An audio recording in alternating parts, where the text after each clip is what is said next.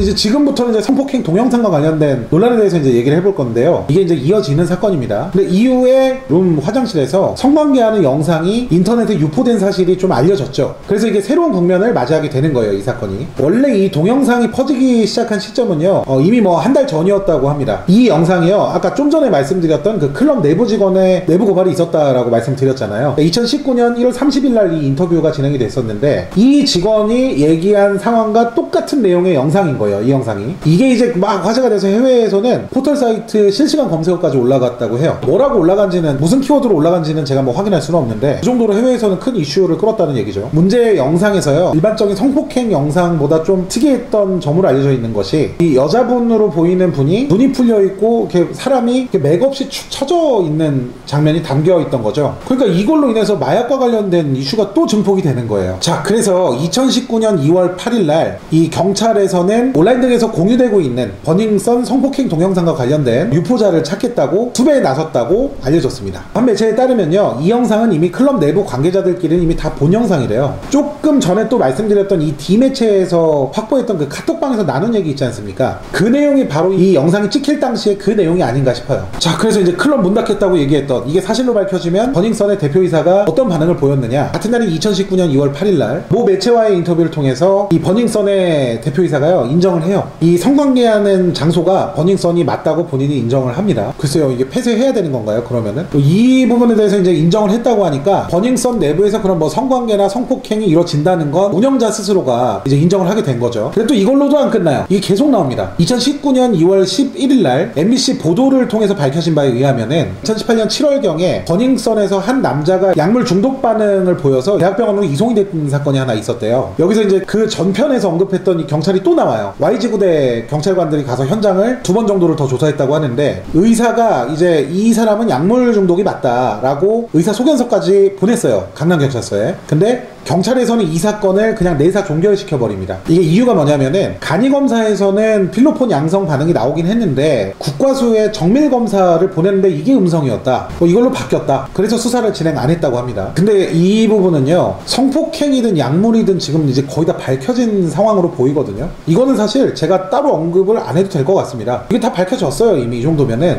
이제 하나 남은 거는 경찰이 이제 조사를 하고 있는 그 발표가 어떻게 나느냐의 문제인 것 같은데, 뭐 피해자들의 증언 있죠.